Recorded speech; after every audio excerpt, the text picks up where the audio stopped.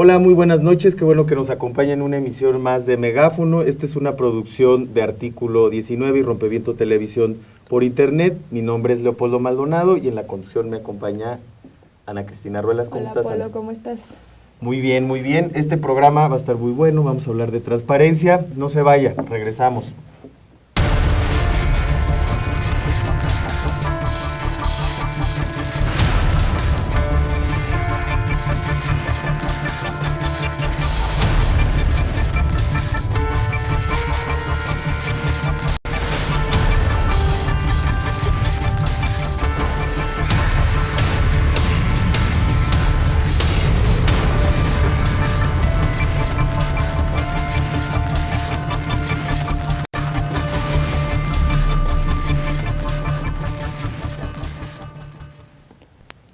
Qué bueno que sigue con nosotros y pues bueno, este programa que Ana pues promete mucho, vamos a hablar de la Ley General de Transparencia, pero antes vamos a hablar de las noticias de la semana.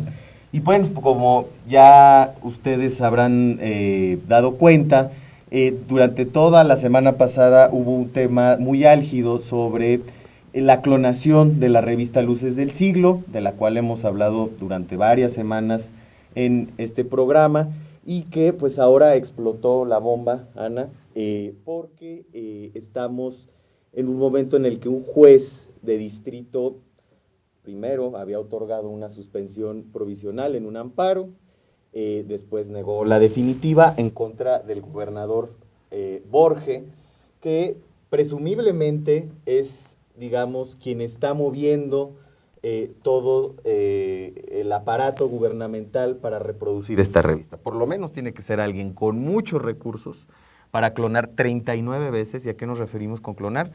Simplemente imprimir revistas que por piratas. un lado te dicen que el gobierno no entregó suministros a las comunidades afectadas por un huracán, y en el otro te dicen que entregó todos los suministros y los entregó muy bien y la gente está muy feliz. Cuando habla también de, por ejemplo, es bien interesante ver la revista original, cómo habla de cómo ha incrementado la delincuencia, y en la misma portada pirata, hecha por el gobierno, presumiblemente, porque aquí tenemos que basarnos en esta presunción, bastante documentada, pero al final de cuentas ahí nos quedamos, ¿no? En la portada del gobierno o la portada clonada dice mano dura contra la delincuencia, ¿no? Claro. Incluso con las mismas gráficas, con las mismas fotografías, pero cambiando totalmente la información. Y lo más grave y lo que más nos preocupa es que el gobierno de Borge ahora habla de un complot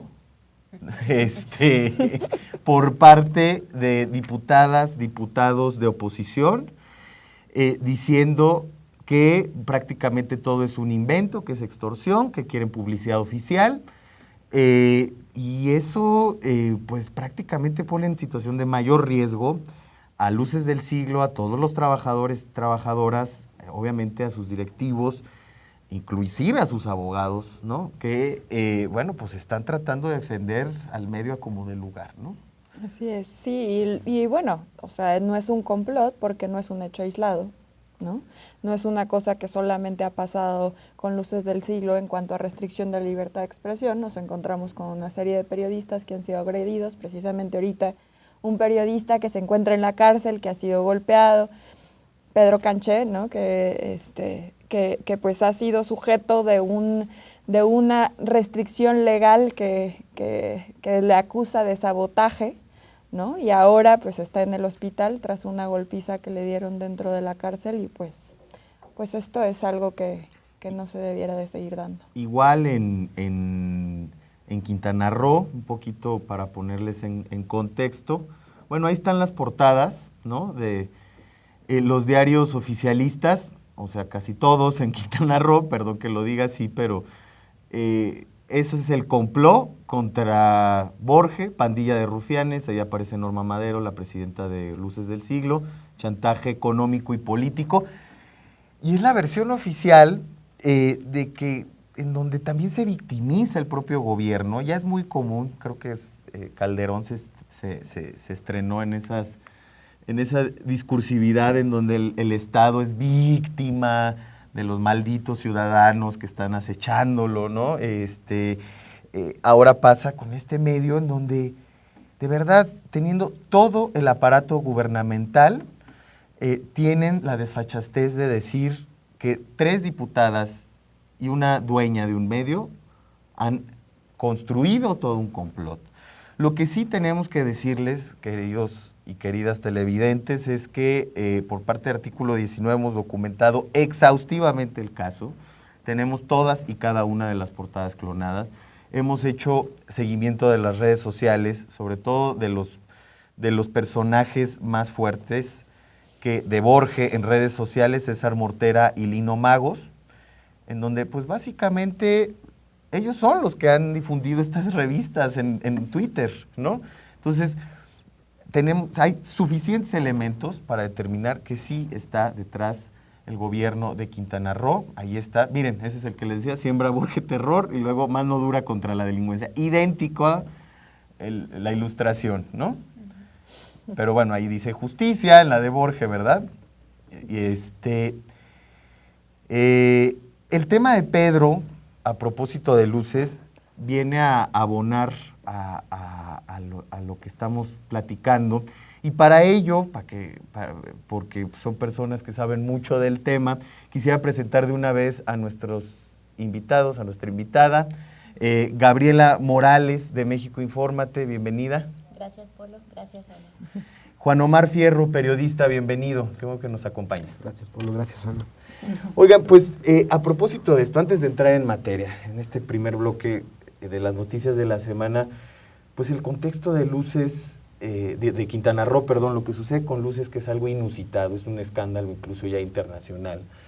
Y lo que pasa con Pedro Caché, un periodista, activista, que sube un video retando a un debate público a Roberto Borge por un desalojo violento en Felipe Carrillo Puerto de unos manifestantes, y eso fue la causa eficiente de que en 2 días le integraron una investigación hecha con los pies, perdón que lo diga de esa manera. Hemos tenido acceso al expediente, tenemos copia de él, lo podemos decir con pleno conocimiento, y lo acusen de sabotaje, ¿no? ¿Qué contexto, Juan Omar? ¿Qué nos habla de este contexto? ¿De qué nos habla, pues, en Quintana Roo? Pues mira, del caso de Luces del Siglo, yo como reportero te puedo decir que no recuerdo, o sea, ningún otro caso en el país de que se estén clonando revistas, se estén falsificando contenidos, y en particular que sea tan insistente esta falsificación, ¿no? Y en efecto, pues el riesgo para los que trabajan en Luces del Siglo, pues es muy alto, porque te habla de una campaña de intimidación que no solo es en contra de la dueña, sino en contra de todos los reporteros, ¿no? Yo lo primero que me pongo a pensar siempre es, si están así contra la dueña y están así contra los diputados de oposición a los que acusan ser de parte de este complot, no quiero ni imaginarme, por ejemplo, las presiones que ven día a día todos los reporteros que trabajan allá y que van desde que no los dejen entrar, no sé, a las conferencias, o que los estén siguiendo, o que su vida privada también esté en riesgo, porque parece que la estrategia de este gobierno, del gobierno de Quintana Roo, es incluso meterse con la vida privada de los periodistas, de los opositores, y eso pues seguramente es un incentivo muy alto para que no puedas trabajar en ese estado. Sí, es básicamente como dices, Juan Omar, porque no es el caso de Luces y el de Pedro. También tenemos a corresponsal de Proceso, tenemos a Noticaribe, documentado, pues esto que comentas, la intromisión en su vida privada, la construcción de toda una narrativa alrededor de estos disidentes, en donde son drogadictos, en donde son depravados sexuales, ¿no? Y incluso hacen fotomontajes, etcétera, etcétera, ¿no? Es un patrón que ya tenemos muy ubicado en Quintana Roo, y que efectivamente pues es muy crítico, ¿no? El contexto, no sé en qué vaya a acabar esto. Parece que lejos de recular, el gobierno se lanza a la ofensiva con todo, ¿no? El gobierno de Quintana Roo. Sí. Pero, ¿qué te parece si vamos a un video? Porque tenemos que continuar. Bueno, pues continuemos con el Dejemos video. las noticias de la semana y iniciamos con el tema de transparencia. Muy bien.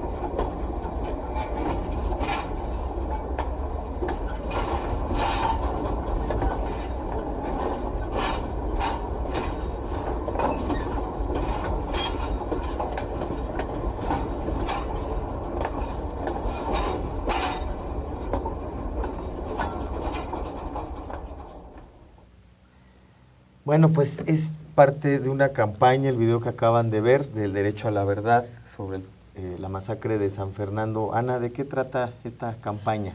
Bueno, Artículo 19 lleva prácticamente 3 años trabajando por abrir los documentos relacionados con las masacres de migrantes en San Fernando en conjunto con la Fundación para la Justicia.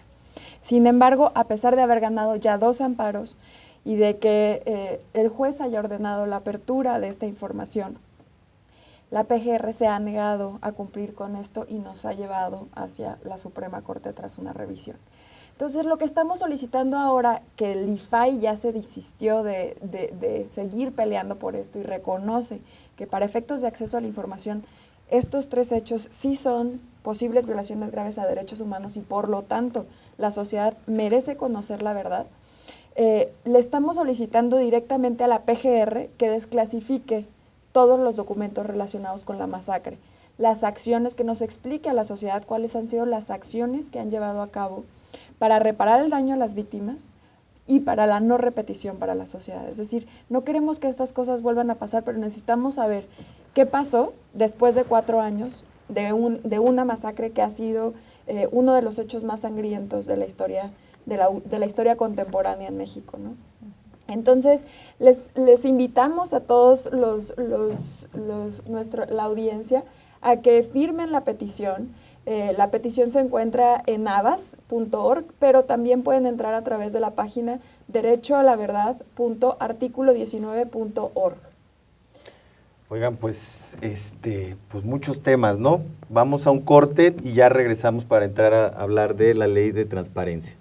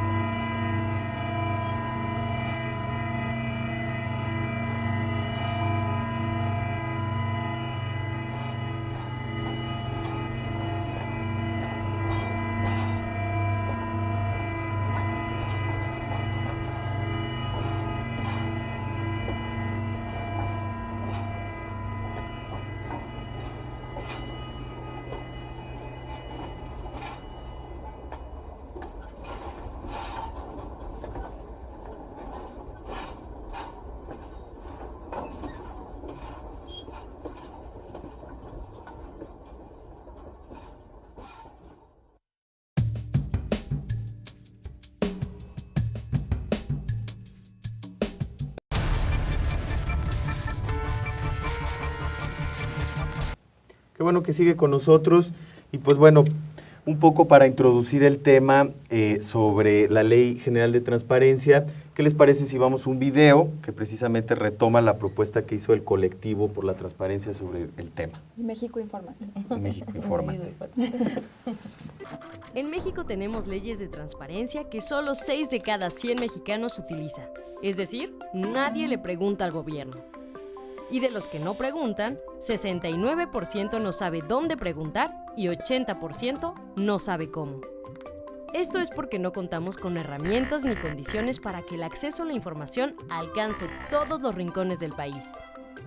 Y es por la falta de estas herramientas que algunos funcionarios públicos, en total impunidad, borran, restringen y encuentran maneras cada vez más sofisticadas para dificultar el acceso a la información pública. Sí, esa que es de todos. Por eso hoy lanzamos la propuesta de Ley General de Transparencia, que plantea soluciones para que las plataformas de acceso a la información sean más sencillas y efectivas. Por ejemplo, la propuesta contempla que los institutos de transparencia promuevan el derecho de acceso a la información, es decir, que deben de invitar a todos.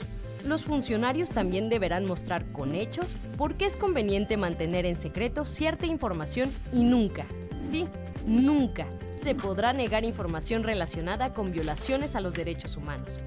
Nada de ocultar lo que tiene que ver con desapariciones, genocidios o similares. Los gastos del gobierno deberán tener relación con un objetivo, para estar en posibilidad de conocer a dónde se fue cada peso. Al final, ese dinero que se gastan es de todos, no de las instituciones o particulares.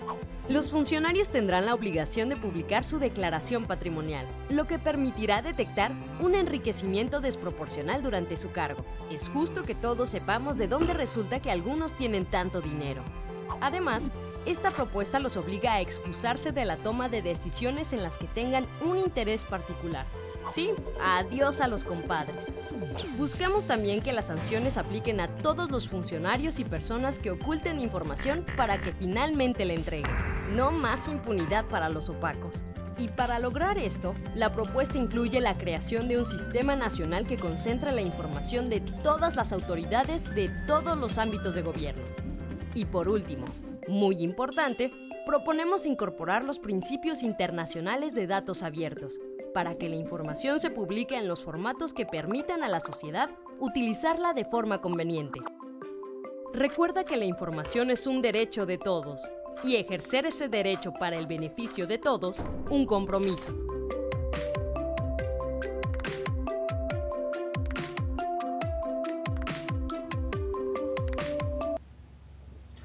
Pues muy claro el video, ¿no, Ana? Pues lo que tratamos en este video es que realmente se retomen ciertas propuestas que hemos estado impulsando ante esta gran oportunidad que se nos vino, ¿no? El hecho de regular la transparencia y el acceso a la información de una manera más amplia y más y maximizando la protección del derecho humano, pues entonces nos da como cabida para poder plantear ciertas cosas que no se regularon en su momento en 2002 y que ahora tienen que ser retomadas ante el camino que hemos estado tomando en los últimos años en materia de transparencia y tras el conocimiento sobre el ejercicio, ¿no? O sea, ya Sí. vimos que hay un problema grave de ejercicio por parte de los ciudadanos, ya vimos que 6 de cada 100 mexicanos no preguntan, entonces tenemos un problema que tiene mucho que ver con la ley, ¿no?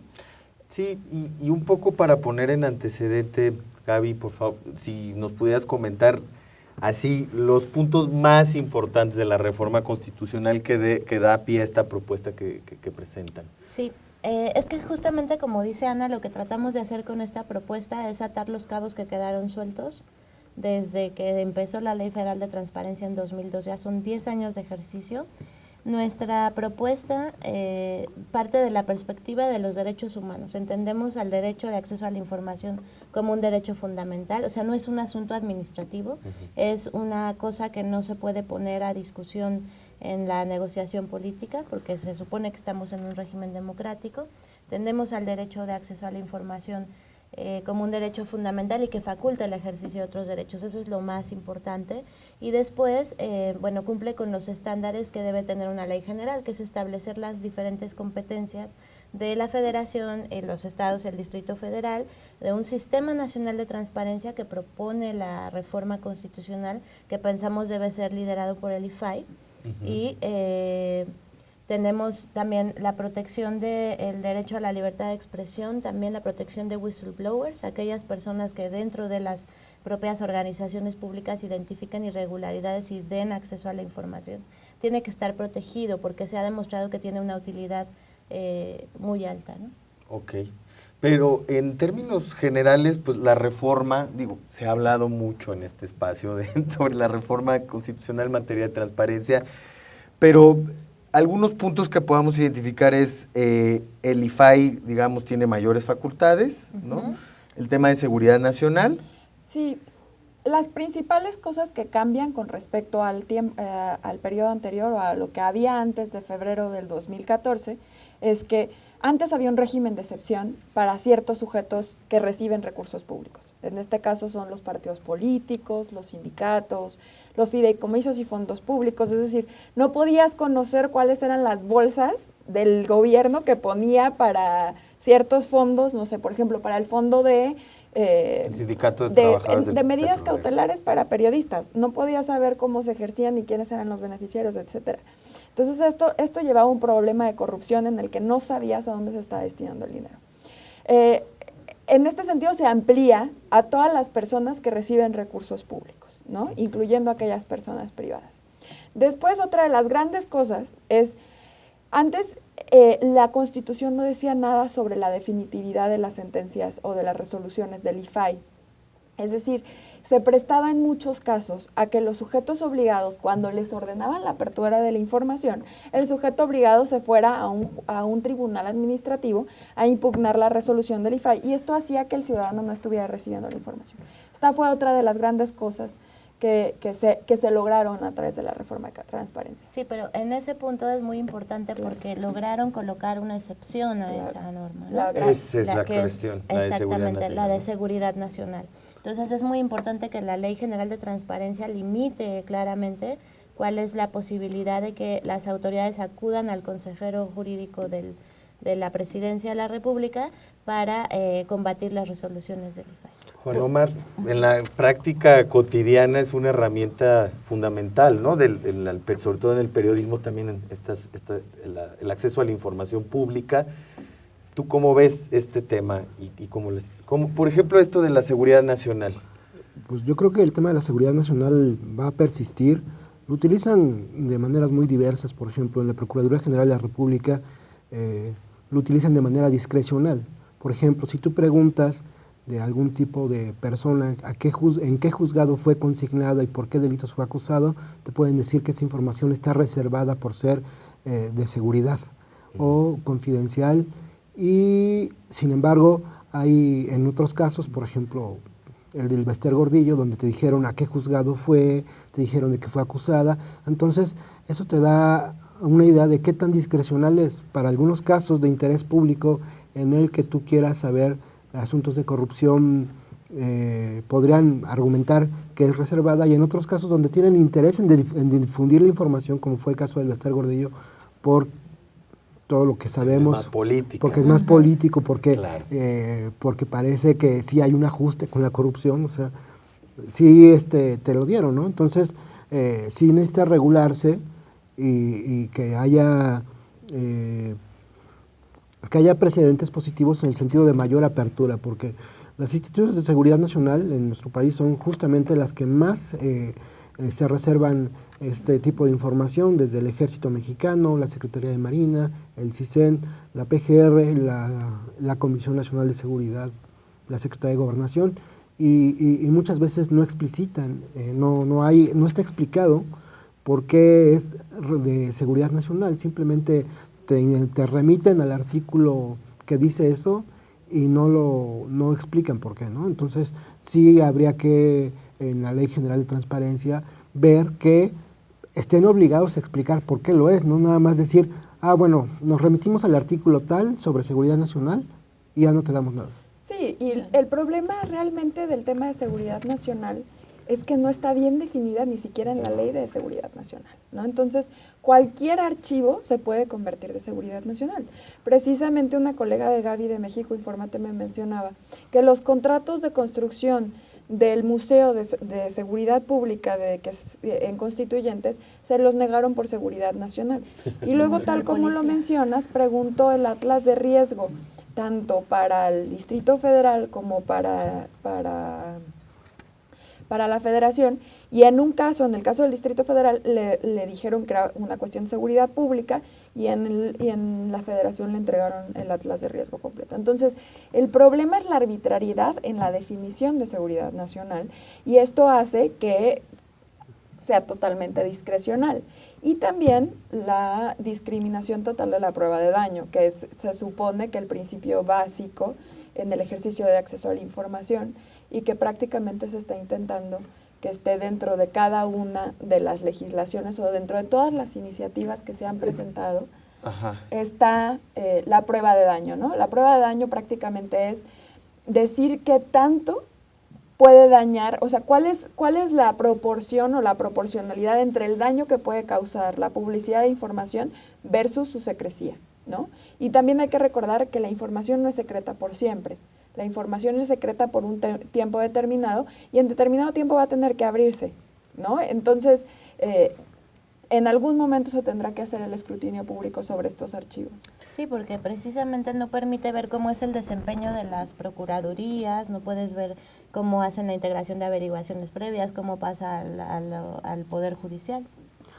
Habría que sumar que también el propio Poder Judicial tiene todavía mucha opacidad en el asunto de qué puedes ver y a qué no puedes acceder dentro de los expedientes. Se supone que eso se va a corregir con el nuevo sistema de justicia, pero actualmente, por ejemplo, hay casos donde, voy a mencionar uno, hay casos donde, por ejemplo, la gente que fue juzgada en Nicaragua, hay sentencias que son públicas y hay sentencias que, versiones públicas, y hay sentencias que son privadas, que están reservadas por los jueces, y no hay como un criterio ni de uno ni de otro, entonces son contradictorios, ¿no? Entonces, claro. Bueno, ¿les parece si vamos a un corte y regresamos con este tema de la propuesta de Ley General de Transparencia?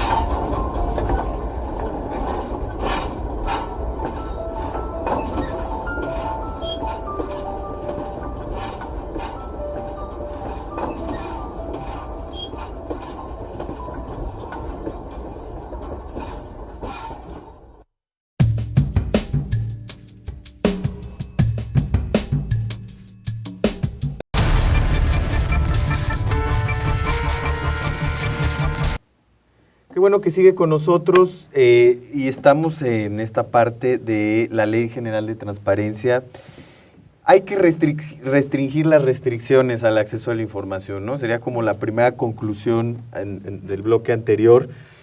Juan Omar, como usuarios, ¿no? Porque muchas veces parece un tema más de expertos, de expertas, de cúpulas políticas. O sea, el tema de transparencia, como decía Ana, pues sigue estando pues, muy lejano a la población. Pero como usuario recurrente de estos sistemas, ¿qué otros puntos se tendrían que abordar? ¿Qué otros puntos se tienen que perfeccionar de la ley de transparencia? Yo creo que, por ejemplo, tendría que haber como más inmediatez en los plazos, porque hay, o sea, una petición de información entre la que te puede pedir la dependencia una ampliación para hacer la búsqueda, entre que la declara que, bueno, se reserva parcial, en lo que tú recurres al IFAI para que abran, o sea, pueden pasar hasta 6 meses de una información que tú consideras relevante y con la cual pretendes aclarar. Muchas veces la información pública que solicites a través de transparencia es con la que tú pretendes aclarar algún punto de alguna investigación más amplia que estás haciendo, porque la información en sí que pides no es suficiente como para armar un reportaje. Entonces, habría que obligarlos a que respeten los plazos, a que sus justificaciones, cuando la niegan, cuando la reservan, no sean solamente los artículos, que no sean, bueno, a veces son hasta mentirosas, ¿no? Eso. O sea, hay veces, han contestado con mentiras. Una vez me contestaron sobre el auto de formal prisión de un presunto narcotraficante. Esa información ya es pública y ya está en un boletín. Y como era el hermano de otro narcotraficante, pues me remitían al boletín del hermano y decía yo, o sea, dije, ¿esto es una mentira o es una tontería de su parte? Entonces tendría que haber como las sanciones administrativas para que sean separados de sus cargos los funcionarios, los plazos que sean más inmediatos, que las justificaciones sean en verdad razonables. Sí, y precisamente esto de las sanciones, Gaby es experta en sanciones. ¿Cuáles serían? Sí, es experta en sanciones. Déjenme les digo que ha hecho todo un documento de estudio sobre sanciones. Entonces ella podrá platicarnos cuáles serían las sanciones que tendrían que contener la Ley General de Transparencia ahora que está en proceso de legislación. Sí, nosotros en México Infórmate del Colectivo por la Transparencia lo que hemos tratado es de que la sanción esté relacionada con la entrega de información, porque lo que pasaba mucho es que podían aplicar sanciones, pero la información nunca llegaba, porque no había un proceso para verificar que hubiera entrega de información. Nosotros proponemos que haya medidas de apremio para tener a los funcionarios, digamos, presionados para que hagan la entrega de la información, pero además sanciones cuando las reservas de información o las negativas para entregar información pues ya son hechas con dolo o cumplen con otros supuestos. Y es muy importante que se defina en la ley general la manera en que va a operar el sistema de sanciones. Los órganos garantes no tienen una postura sobre si quieren sancionar de manera directa, quieren acudir a otros procedimientos, pero es un tema del cual no podemos dejarlo pasar porque es un tema que ha costado mucho el acceso a la información en este país. ¿Hay, Gaby, funcionarios sancionados en este país por negar la información?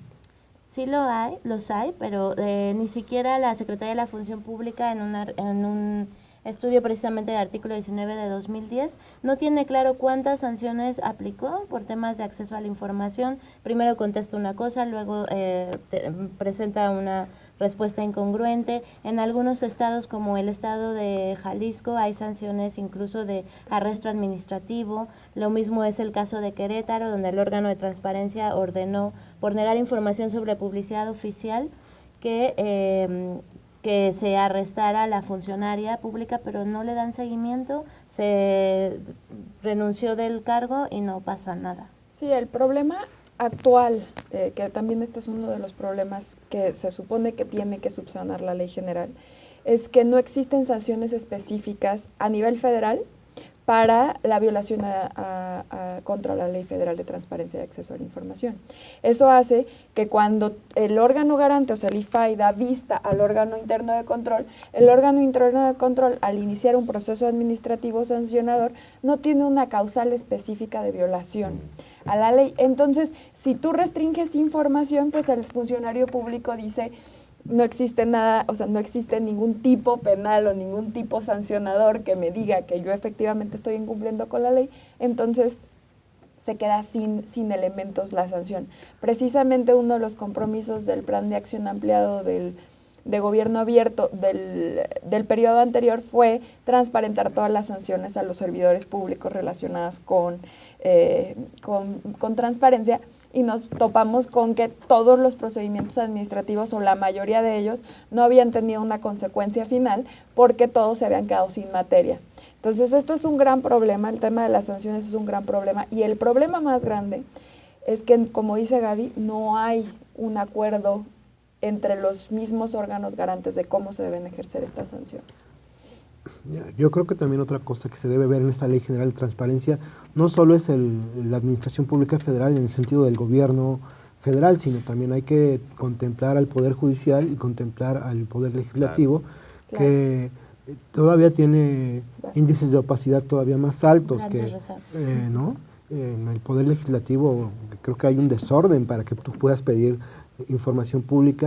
En el Poder Judicial están tratando de hacerlo, hay como cierta apertura, pero todavía está a discreción de los jueces y magistrados a qué sentencias podemos tener acceso y a cuáles no. Oigan, pero hay una cuestión previa, nos debe la ley de transparencia, ¿no? El Congreso ya está en discusión, no está en discusión, ¿cuál es el proceso de participación, Gaby? Porque, pues bueno, ¿y qué lugar ocupa en la agenda de verdad de los legisladores y del propio Ejecutivo, no? Sí, bueno, la reforma les da un plazo de 1 año para tener ya aprobada la Ley General de Transparencia, la de Protección de Datos y la Ley de Archivos. Pero definitivamente no ha sido la prioridad del Poder Legislativo y estamos esperando que en este periodo legislativo la aprueben, pero es muy complicado porque viene la discusión del presupuesto, entonces hay que estar al pendiente de eso, y también lo que habían propuesto los senadores del PRI, el PAN y el PRD era que iban a trabajar una sola iniciativa de manera conjunta para que se recuperaran también las posiciones técnicas de la academia y la sociedad civil, haciendo un grupo de trabajo, y estamos tratando de que realmente se incluya la participación de la sociedad civil y la academia y que tenga resultados y se vea reflejada en la iniciativa que se presenta. Sí, porque precisamente la semana pasada los senadores de las 3 fuerzas partidistas, que son los que llevaron como la batuta en el proceso legislativo de la reforma constitucional, ahora se juntaron, hicieron una conferencia de prensa para decir que iban a iniciar los trabajos y que a más tardar el 7 de noviembre tenía que estar listo el dictamen de Ley General de Transparencia.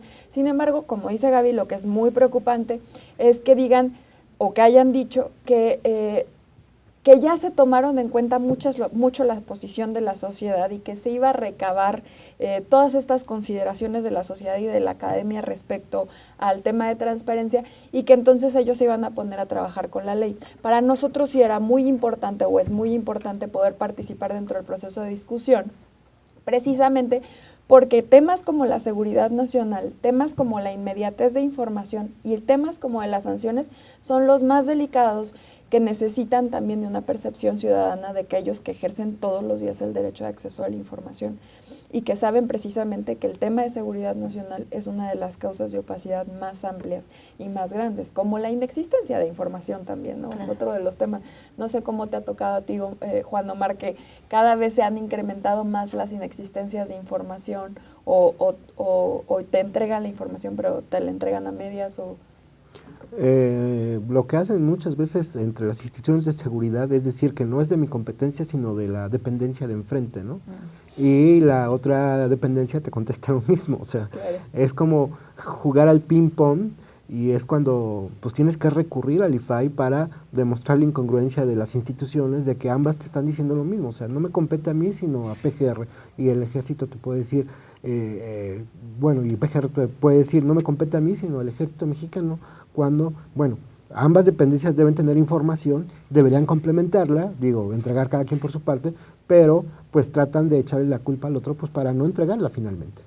Y en esta nueva propuesta tengo entendido que por lo menos desde la sociedad civil se está previendo con mayor claridad la excepción a la reserva de información por motivos de violaciones graves. Es así, Gaby, a derechos humanos, ¿no? Sí. Que es algo que sigue en discusión en los tribunales, ¿no? Con el marco jurídico, digamos, vigente, pero que ahora pues se tiene que aclarar mucho más. Sí, tratamos de especificarlo, pero es una disposición normativa que está desde la ley federal en el 2002, o sea, no se ha aplicado porque no se ha tenido la voluntad política para hacerlo, pero sí nos parece un tema muy importante, viene de todos los estándares de derechos humanos, ahí está, y o sea, esconder información sobre violaciones graves a derechos humanos afecta a la pretensión de democracia. No podemos hablar de un Estado democrático si no hay claridad sobre el actuar del Estado en las violaciones a derechos humanos. Por ejemplo, tendría que entrar ya ahorita lo de Tlatlaya, ¿no? Sí. Sí. Es lo que yo estaba pensando, que es uno de los casos con mayor opacidad, cuando empieza a haber presión internacional es cuando empieza a haber apertura, pero dada la gravedad del caso, sí creo que justamente tendría que haber mayor transparencia para saber qué fue lo que realmente sucedió con estas 22 personas que murieron.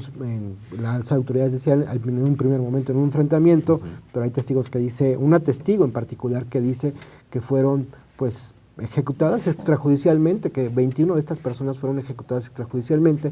Ayer la PGR anuncia que 3 soldados van a ser acusados de homicidio, no explica las circunstancias, claro. Pero bueno, no se trata de una apertura por parte de las autoridades, una apertura de iniciativa propia, de motu propio, es la presión internacional la que está obligando, y creo que la primera medida que deberán de tomar es justamente considerarlo ya como un caso grave de violaciones a derechos humanos y mostrar toda la apertura posible para saber qué es lo que realmente pasó y para que los responsables en este caso pues, puedan ser sancionados y que las víctimas, porque hay una menor de 15 años, tengan de verdad acceso a la justicia.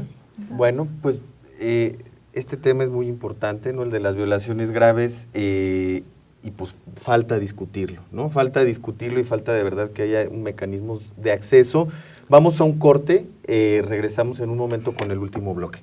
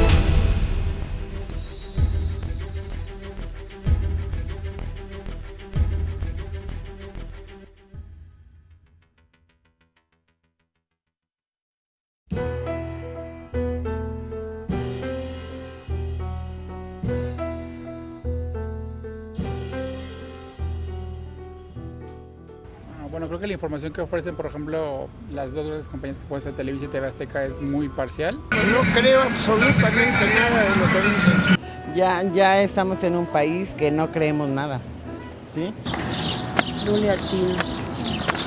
Bueno, yo tengo una idea que son monopolizados, deberían ser para todos, están muy controlados, entonces eso no me parece buena idea.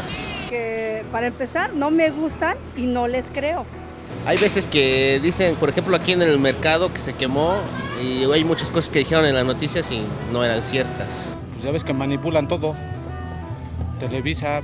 Pero lo que no me gusta es mucho el amarillismo. Poco creíbles. Pues el medio masivo de comunicación lo primero que debe tener pues es el valor, ¿no? Para no callar las verdades. ¿Rompeviento? ¿Rompeviento? Estate quieto, algo así. Pues sí, no sé decirle cosa de rompeviento así nada más. Bueno, es como una defensa ante un ambiente muy hostil. Como pues algo que va como revolucionar, algo pues positivo. ¿Rompeviento? Sí, ¿no?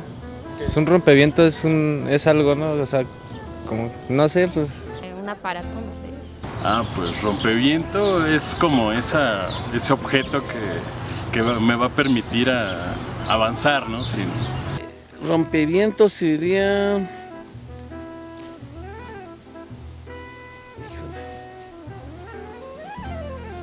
¿Como un tipo de avión?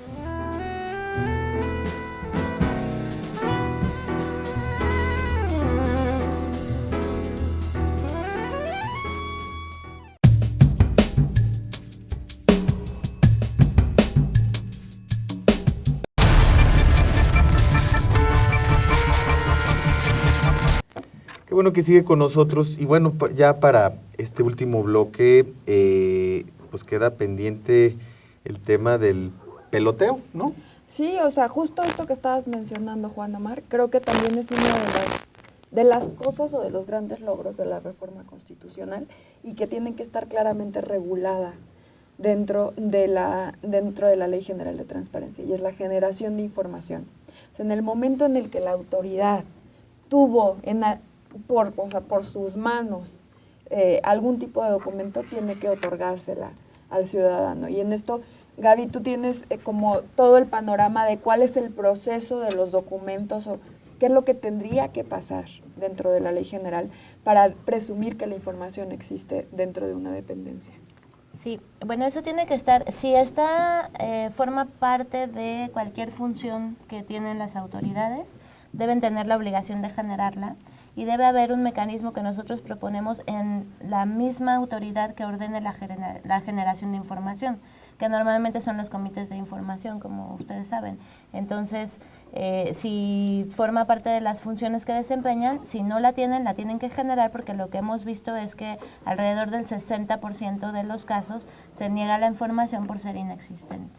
Eso ya es algo que no puede pasar, porque si no pasa lo que tú comentas del peloteo, y lo que termina pasando es que los órganos de transparencia, en vez de poder entrar a la discusión sobre la publicidad de la información que las personas solicitan, tienen que decirle a las autoridades, es que tienes que reponer tu procedimiento, o sea, si eres competente, o muchas cosas que son totalmente administrativas y que impiden que los temas importantes lleguen a la esfera pública de deliberación. Bueno, pues yo creo que, como lo decían al principio, hay veces que algunos funcionarios públicos que tratan de aprovechar hasta el más mínimo huequito, y uno de los huecos que están aprovechando es justamente el de la incompetencia o el de la inexistencia de información, y es un límite grave, ¿no?, para poder tener acceso a información que no es que le interese solo a los periodistas. Finalmente los periodistas solo somos una vía para dar a conocer esa información a un público mucho más general, aunque se tenga que procesar, ¿no? A mí me preocupa mucho, es un punto que he estado sobrevolando, y es los procedimientos se complejizan, el ciudadano, la ciudadana de a pie, pues se le va complicando porque todo es un tema cada vez más técnico. ¿Cómo se convierte el procedimiento en un recurso, en términos de derechos humanos, en un recurso efectivo, idóneo y sencillo, como lo ordena, por ejemplo, la Convención Americana sobre Derechos Humanos, ¿no? O sea, sí está prevista en esta propuesta de ley de transparencia, sobre todo para acercar, una vez más es el tema, acercar a la ciudadanía estos mecanismos. Sí, lo que se trata justamente es de proveerle al ciudadano la posibilidad de que ejerza todos los derechos que ahora le dio la Constitución. Entonces, una de las cosas que no se ha comentado es que ahora el IFAI tiene la posibilidad de revisar las resoluciones de los órganos de transparencia locales, que eso era una demanda que venía desde la sociedad, porque los órganos de transparencia locales pueden ser menos independientes que el Poder Federal. Entonces, La iniciativa que estamos proponiendo prevé un procedimiento para que puedan acudir al IFAI de manera sencilla, que la información se trate de entregar de manera oportuna, porque en acceso a la información, como en la justicia, está la máxima acceso a la información que no es oportuno, no se cumple con la primicia del derecho fundamental, como acceso tardío a la justicia no es justicia, ¿no? Exactamente. No, y precisamente yo creo que ahí lo que es muy importante también decir es que uno de los principios del derecho a la información es que no tiene que pasar como judicializarse, ¿no? La no judicialización del proceso de acceso a la información. En teoría no tendríamos que recurrir a los órganos garantes, porque si las autoridades entregaran la información desde un inicio y entregaran la información completa, porque a la hora de la hora estamos en un estado democrático que informa a los ciudadanos para que estos hagan un escrutinio público sobre la función pública, entonces no tendríamos que recurrir a los órganos garantes. De hecho, en muchísimos países no existen los órganos garantes, ¿no? Casualmente en los países de la región, en los países más opacos, son en los países en los que existen, porque tienes que pasar por todo un proceso muy largo, lo cual es muy preocupante, porque como mencionas, Juan Omar, el proceso se hace de hasta 6 meses, ¿no? Ahí, si judicializas la no entrega de información, las restricciones a la información, pues es una forma muy efectiva de limitar este derecho de los ciudadanos. A uno como periodista no siempre tiene acceso, digamos, a presentar amparos y litigar un asunto así. Y si uno como periodista que está interesado y que tiene, digamos, el respaldo de un medio para hacerlo, no lo puede hacer, pues imagínate un ciudadano de a pie que intentaba tener acceso a alguna información, se la niegan, a lo más que puede llegar a presentar es un recurso de revisión en el propio IFAI, y que tampoco es tan fácil porque te ponen, a ver, ¿cuáles son los derechos que tú crees violados? Claro. Y tú como ciudadano que apenas estás conociendo dices, pues no sé, bueno, pues le pongo estos 5 puntitos para ver si así pega, ¿no? O sea, no es tan fácil, o sea, es una forma muy efectiva de obstaculizar el derecho a la información. Sí, Gaby decía que es como un embudo, ¿no? Es un embudo. Los que solicitan información, bueno, la sociedad, los que solicitan información, los que recurren y los que obtienen la información, que es una cosa muy chiquita. Oigan, pero hay un tema, ya estamos por cerrar, digo, nada más para concluir, pero gobierno abierto, que se habló de que es un premio, ¿no? Pero bueno, es un mecanismo mucho más complejo. Brevemente, ¿premio o no premio? Se merece el gobierno mexicano presidir la iniciativa por gobierno abierto, que es una iniciativa internacional, etcétera, ¿de verdad? Bueno, no es una situación que sea meritoria, sino que depende de la estructura burocrática que le dieron a la iniciativa, ¿no? Eso para empezar, y lo que yo creo que tiene que pasar es que realmente esos compromisos lleguen y tengan un impacto en la sociedad, que está ávida de tener información que es nuestra, ¿no? Juan Omar, pues yo lo único que diría es que si en este momento el gobierno de México está presidiendo esta iniciativa a nivel internacional, pues que prediquen con el ejemplo y que el gobierno abierto empiece aquí antes que en otro lado, ¿no? Es que somos el gobierno mexicano, bajo su gran experiencia diplomática, es candil de la calle, de oscuridad de su casa, porque somos campeones en ratificar instrumentos internacionales, México. Incluso el gobierno abierto dijeron que el REMPET tenía desapariciones forzadas y resulta que no tiene desapariciones forzadas. Para todos aquellos que piensan que el REMPET contiene registros de desapariciones forzadas, resulta que no. Diles qué es el REMPET, por favor. El Registro Nacional de Desapariciones y Extravíos. Oigan, pues el tiempo apremia. Muchísimas gracias a Gaby, Juan Omar, de verdad que pues, bueno, nos da muchos luces su participación en este espacio. Gracias a ustedes. Gracias a ustedes y esperamos. Bueno, nos vamos. No se olvide, mañana es una fecha emblemática. Les dejamos con un video sobre los protocolos de seguridad para la marcha. Adiós. Adiós. Hasta luego.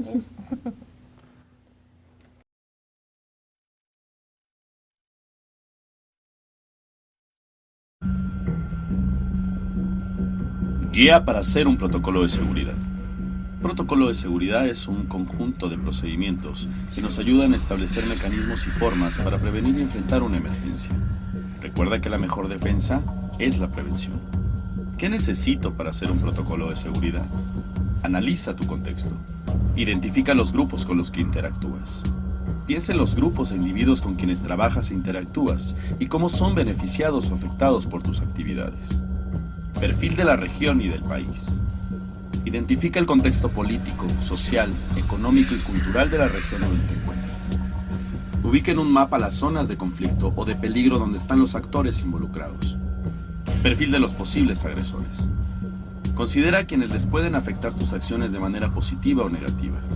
Pregunta a otros periodistas o organizaciones que han hecho trabajo como el tuyo si identifican patrones de agresión. Piensa en las capacidades del agresor. ¿Tienen recursos económicos o políticos? Evaluación de la amenaza. Identifica qué amenazas y agresiones puedes enfrentar. Conocer el tipo y el motivo de la amenaza pueden ayudarte a reaccionar de manera adecuada. Existen dos tipos de amenazas. Ordinarias, que son a las que toda persona está expuesta, y extraordinarias, que son las relacionadas con nuestro trabajo. Plan de acción. Ten una lista de contactos con personas y organizaciones que puedas necesitar en caso de agresión. Pueden ser amigos, familiares, organizaciones de defensa de derechos humanos, abogados y hasta autoridades públicas. Es importante identificar a los que tienen los recursos y las capacidades para actuar en casos de emergencia. En situaciones de riesgo, crea una red de monitoreo con personas que sepan dónde estás, a dónde vas y que puedan seguir constantemente tu movimiento. Establece periodos y formas de contacto y los medios con los cuales vas a hacerlo. Si identificas una posible amenaza, piensa en los recursos que tienes para defenderte. No solamente los recursos económicos, también en los contactos que puedan ayudarte. Amigos, abogados, personas de organizaciones gubernamentales o civiles. Si viajas o vas a alguna reunión, avisa a personas de confianza y comprueba que el lugar sea seguro. Elige sitios visibles y con mucha gente. Recomendaciones de protección. Un plan de acción siempre debe considerar tu vida cotidiana. En casa y en el trabajo, evita la presencia de personas desconocidas. Ten equipos de seguridad con cerraduras y cámaras de vigilancia y establece un plan de evacuación en casos de emergencia. Guarda los documentos importantes en un lugar seguro y accesible.